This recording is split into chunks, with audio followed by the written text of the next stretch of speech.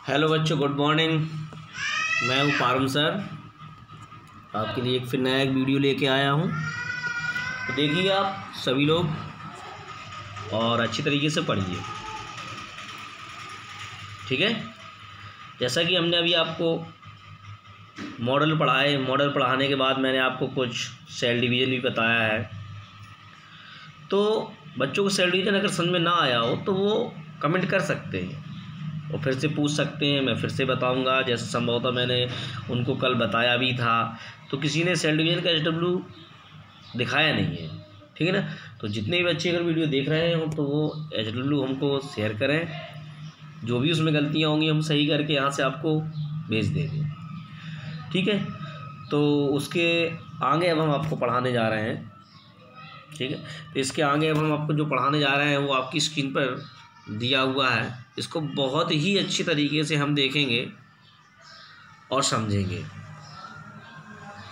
ठीक है।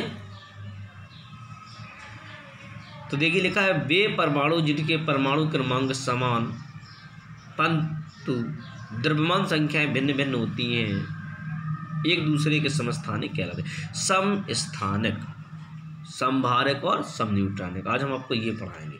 तो समस्थानिक क्या है? सम समान, स्थानिक में स्थान, ठीक है। वे परमाणु जिनके स्थान समान होते हैं, मतलब परमाणु क्रमांक एक जैसे हो। ऐसे भी बहुत से परमाणु होते हैं जिनके परमाणु क्रमांक एक जैसे होते हैं, लेकिन उनके परमाणु भारों की संख्या बदल जाती है। जैसे कि आप अपनी स्क्रीन पर देख रहे हैं, एग्जाम्पल में लिखा है 1H1, 1H2 और 1H3। तो देखिए परमाणु क्रमांक तीनों के एक ही हैं, लेकिन इनके परमाणु भार में 1, 2, 3 डिफरेंट हो गया, ठीक है। 1, 2, 3 अंतर हो गया। तो जिनके परमाणु भार अलग अलग हो लेकिन परमाणु क्रमांक एक जैसे हो, उन्हें हम समभारक कहते हैं। समझ में आया ना। वे परमाणु जिनके परमाणु क्रमांक समान, द्रव्यमान संख्या भिन्न होती हैं, एक दूसरे के समस्थानिक कहलाते हैं। फिर आता है बेटा समभारक। क्या आता है? समभारक। समभारक, सम मीन्स समान, भारक मीन्स भार, ठीक है। वे परमाणु जिनकी द्रव्यमान संख्या है, या हम ऐसे भी कहते हैं जिनकी परमाणु भार, द्रव्यमान संख्या की जगह हम क्या लिख सकते हैं? परमाणु भार भी लिख सकते हैं। तो वे परमाणु जिनकी द्रव्यमान संख्या है समान तथा परमाणु क्रमांक भिन्न भिन्न होते हैं, एक दूसरे के समभारक कहलाते हैं, ठीक है। समभारक क्या बताया हमने आपको? वे परमाणु जिनकी द्रव्यमान संख्याएं, या यहाँ हम लिख सकते हैं परमाणु भार। क्या लिख सकते हैं? परमाणु भार। तो क्या लिख सकते हैं हम? वे परमाणु जिनकी द्रव्यमान संख्याएं समान तथा परमाणु क्रमांक भिन्न भिन्न होते हैं, एक दूसरे के समभारक कहलाते हैं। देखिए एक दूसरे के समभारक अब आपके सामने स्क्रीन पर आपका दिया हुआ है, लिखा हुआ है कि एक दूसरे के, क्या दिया है? एक दूसरे के समभारी होते हैं, जैसे 18, 19 और 20, ठीक है। तो यहाँ आपका दिया हुआ है कि समभारक, क्या दिया हुआ है?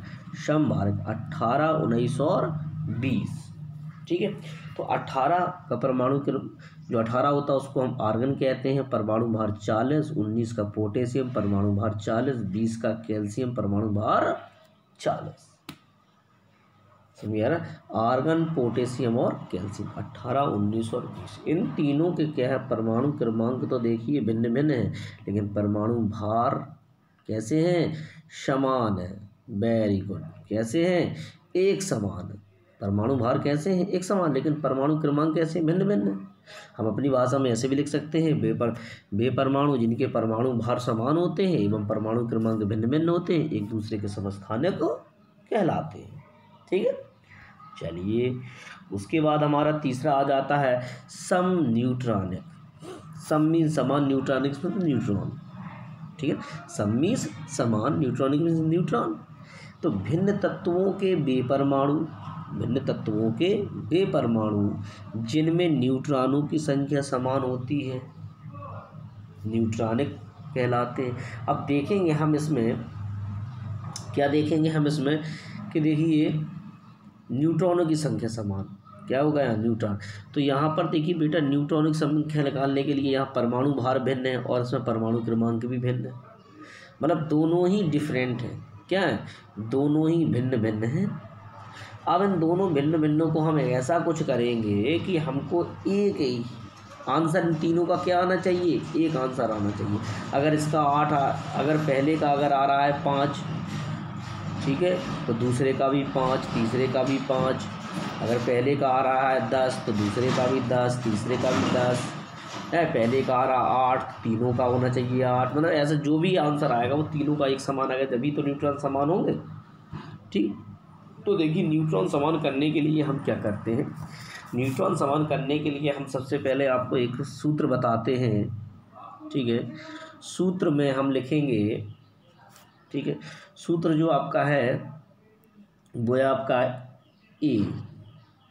ए को हम कहते हैं द्रव्यमान संख्या या परमाणु भार। ठीक है, परमाणु भार या द्रव्यमान संख्या। तो ए बराबर जेड को हम कहते हैं बेटा परमाणु क्रमांक, परमाणु क्रमांक। ठीक है, ये हो गया परमाणु भार और ये हो गया परमाणु क्रमांक। ए हो गया परमाणु भार, जेड हो गया परमाणु क्रमांक, प्लस एन तो आप लोग जानते ही क्या होता है, न्यूट्रॉन। ठीक है, तो फॉर्मूला आपका है, आपकी स्क्रीन पे दिखाई देगा आपको, ए बराबर जेड प्लस एन। ठीक है, मतलब परमाणु भार बराबर परमाणु क्रमांक धन न्यूट्रॉनों की संख्या। तो परमाणु क्रमांक बराबर, परमाणु भार बराबर था, अब परमाणु क्रमांक बराबर हो जाएगा ए माइनस एन, मतलब द्रव्यमान संख्या में से हम न्यूट्रॉनों की संख्या घटा देंगे। अब हमारा आ जाएगा एन बराबर, एन बराबर हमारा फॉर्मूला हो जाएगा ए माइनस जेड। ठीक है, क्या हो जाएगा ए माइनस जेड। ठीक है, ठीक है, देखिए अब हम ज़रा देखेंगे यहाँ पर फॉर्मूला हमारा है ए बराबर जेड प्लस एन और जेड बराबर है ए माइनस एन। ठीक है, तो एन बराबर फॉर्मूला है ए माइनस जेड। ठीक है, ये आपको 3 फॉर्मूले आपको बहुत विधिवत तरीके से आपको याद रखना। ठीक है, इसके बाद इस पर आधारित हम आपको अभी तो हम न्यूट्रॉनों की संख्या ही इसके लिए निकालेंगे।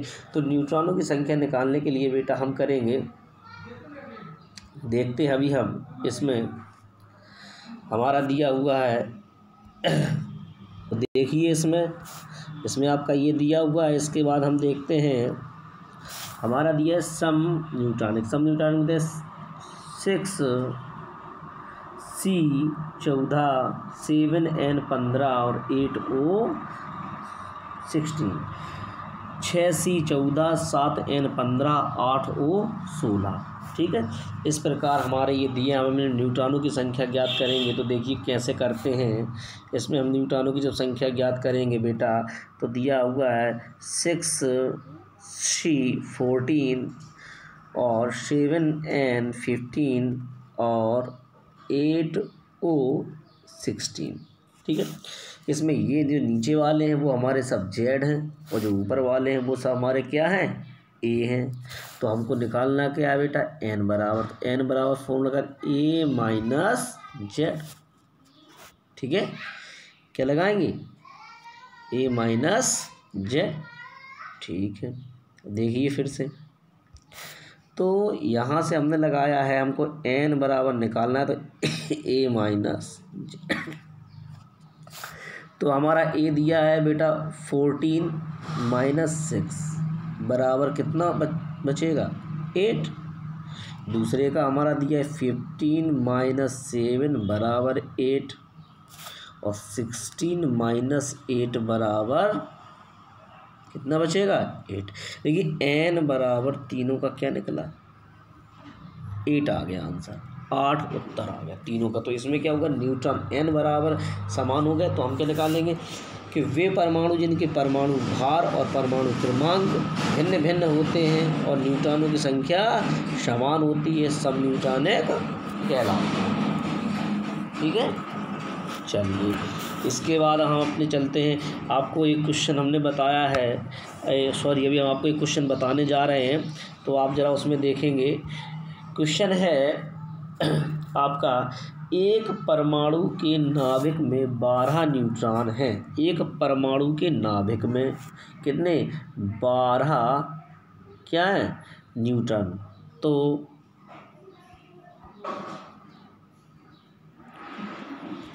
तो हम लिखेंगे n बराबर कितने हमारे पास 12 तथा 11 प्रोटॉन। प्रोटॉन मतलब Z, परमाणु क्रमांक Z। ठीक है, तो Z बराबर हमारे पास कितना 11 कह रहा है। उसकी द्रव्यमान संख्या क्या है, द्रव्यमान संख्या मतलब E बराबर क्या है, तथा उसकी कक्षाओं में कुल इलेक्ट्रॉनों की संख्या ज्ञात कीजिए। तथा उसकी कक्षाओं में कुल इलेक्ट्रॉनों, हम Z को, जो Z होता है उसको हम परमाणु क्रमांक कहते हैं, प्रोटॉनों की संख्या भी कहते हैं। ठीक है, इसे हम इलेक्ट्रॉनों की संख्या भी कहते हैं। ठीक है, तो क्या पूछ रहा है फिर उसके बाद वो कि इलेक्ट्रॉनों की संख्या भी आपको ज्ञात करनी है। ठीक है, तो यहाँ क्या था हमारा n बराबर थे 12 और a बराबर थे 11। ठीक है, नहीं सॉरी Z बराबर 11 कितना था, Z बराबर था हमारा 11 और हमको A बराबर ज्ञात करना था। तो A बराबर होता है हमारा Z प्लस n। तो Z हमारा कितना 11 प्लस 12 बराबर 23। ये हमारा आ गया इसका आंसर। क्या आंसर आया है, ये हमारा निकला है द्रव्यमान बराबर ए बराबर। अभी पूछ रहा है वो एक और ई और बराबर बता दीजिए इलेक्ट्रॉन बराबर। तो ई बराबर हमारा निकालने के लिए हम क्या करेंगे, चलिए ई बराबर भी निकालने के लिए हम फॉर्मूला लगाएंगे ई बराबर ए माइनस एन। ठीक है, तो ये ऋण आवेश तो होता है इलेक्ट्रॉन, इसलिए इसमें माइनस लगा दिया हमने। तो ए बराबर, ठीक है, तो ए हमारा कितना दिया हुआ है इसमें, ए हमारा है आपका जो भी हमारा निकला था 23 माइनस एन की संख्या कितनी है 12। तो ये टोटल कितना बचेगा बराबर बचा 11। ठीक है, तो क्या है इलेक्ट्रॉन बराबर 11 और ए बराबर 23, ये दोनों आपके आंसर हैं। संभव तो बच्चों को समझ में आया होगा, नहीं आया होगा तो कमेंट करें। और आपके HW के लिए आपके स्क्रीन पर हम आपको दिखा रहे हैं। ठीक है, तो ये क्वेश्चन आपको हल करने हैं। जिन बच्चों को क्वेश्चन ना आए वो पूछ सकता है। ठीक है, आज के लिए इतना ही, कल के लिए फिर पढ़ाएंगे। ओके, ठीक है, धन्यवाद बच्चों।